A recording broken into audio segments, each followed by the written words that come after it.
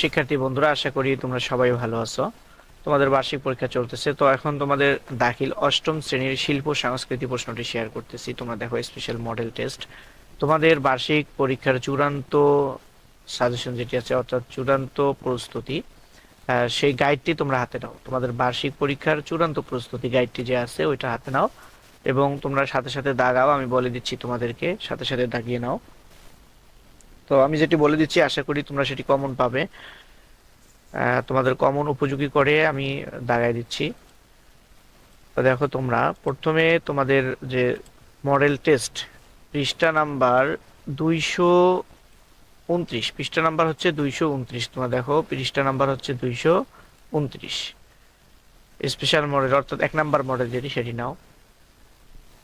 এক এক কথায় উত্তর দাও, অতি সংক্ষিপ্ত উত্তর, যেগুলো 15টা থাকবে, 15 তো এখান থেকে রাজশাহী বিভাগে কয়টি জেলা নিয়ে গঠিত? রাজশাহী বিভাগে কয়টি জেলা নিয়ে গঠিত?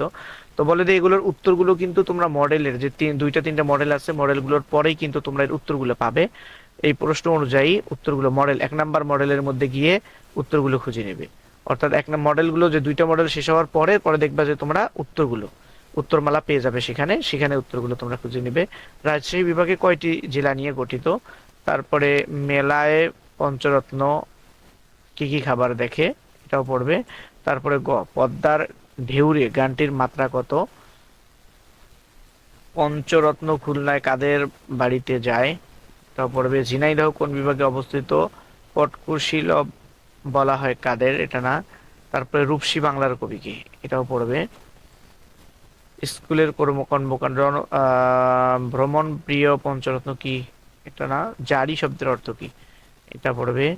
তারপর রিক্সা পেইন্টিং এ মানুষের ছবি আঁকা বন্ধ হয়ে যায় কেন? অপরাজেয় বাংলা ভাস্কর্য কে নির্মাণ করেন? তারপরে রিক্সা পেইন্টিং কি, এটা পড়বে। তারপরে কুয়াকাটা সমুদ্র সৈকত কি নামে পরিচিত? কুয়াকাটা সমুদ্র সৈকত কি নামে পরিচিত, এটা পড়বে। এখানে তোমার সংক্ষেপে কয়টা দাগাই দিচ্ছি দেখো, 3, 6, 7, 8টা আছে। আমি অন্য মডেলের মধ্যে আবারও দাগাই দিচ্ছি তোমাদেরকে, এখানে এই মডেলটাকে শেষ করে নিই দেখো। তারপরে তোমাদের সংক্ষিপ্ত প্রশ্নের উত্তর থাকবে 4টি, 4টার উত্তর দিতে হবে তোমাদেরকে। প্রশ্ন থাকবে হচ্ছে 5টি, 5টার মধ্যে 4টার উত্তর দিতে হবে, 4 5 20। তো 4টা প্রশ্ন থেকে এখানে দেখো 1 নাম্বার ক নাম্বার প্রশ্নটা, দাদরা তাল কাকে বলে সংক্ষেপে লেখো। সাভার বাংলাদেশ কোথায় অবস্থিত সম্পর্কে জানা, এটা বাদ দাও। তারপরে এটা লিখবা ক খ গ। এই গ নাম্বারটা দেখো, পটচিত্রের বিষয়বস্তু কি কি লেখো। পটচিত্রের বিষয়বস্তু কি কি লেখো, তো এখান থেকে দুইটা তোমরা পড়বে। তারপরে ছবি দেখে লেখো, আর্ট অ্যাপ্রিসিয়েশন ক্রিয়েটিভ রাইটিং, এটা পড়বে 3 নাম্বার, এটা দেখো। তারপরে তোমাদের রচনামূলক দেখো, যে কোনো দুইটা প্রশ্নের উত্তর দিবে 4 নাম্বারে। তো দুইটাই আমি তোমাদের এখানে দেখাই দিচ্ছি দেখো, বাটিক কি, উপকরণে বাটিক নকশা করার প্রক্রিয়া বর্ণনা করে, এটা পড়বে এখান থেকে। তারপরে জল রং কি, এর সম্পর্কে যা জানো লেখো। জল রং কি, এর সম্পর্কে যা জানো লেখো, এটা লিখবে। ব্যবহারিক অংশ খ বিভাগ, এখান থেকে তোমরা এটা বন্ধু খাতা প্রদর্শন করো, এটাও তোমাদের সাজেস্ট করছি, এবং এই দুইটাই তোমাদের সাজেস্ট করছি, এখান থেকে দুইটাই দেখো। তো এখান থেকে তোমাদের 2টি দিতে হবে, দুইটাই কিন্তু এখানে লিখে দিয়েছি। আর এখান থেকে তোমাদের 4টি দিতে হবে, 2টা দিছি। আর পরের পৃষ্ঠায় আমরা দেখি পরের মডেলটা।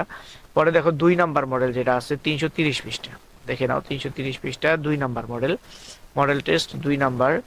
এখান থেকে তোমাদের ক নাম্বার, রাজশাহী কোন নদীর তীরে অবস্থিত, এটা দেখবে। তারপরে গ হচ্ছে পদ্মার ঢেউরে গানটি কোন তালের, এটি দেখবে। তারপরে খড়ি মাটি থেকে কি রং পাওয়া যায়, খড়ি মাটি থেকে কি রং পাওয়া যায়। তারপরে সুন্দরবনের অন্যতম আকর্ষণ কি। তারপরে জীবনানন্দ দাশের জন্মভূমি কোথায়। তারপরে রূপসী বাংলার কবি কে। তারপরে দেখো ধ্যানমগ্ন বুদ্ধের মূর্তিটির ওজন কত।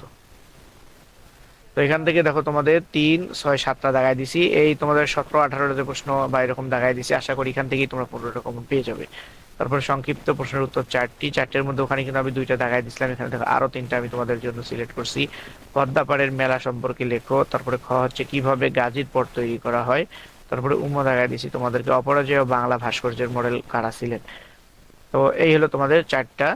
আর এগুলো তো তোমাদেরকে প্রথম মডেলে দাগাই দিছে। এই 2টা মডেল থেকে যে প্রশ্নগুলো তোমাদেরকে দাগাই দিলাম, এগুলোর উত্তর তোমরা ভালো করে শিখো, আশা করি তোমরা হুবহু কমন পাবে।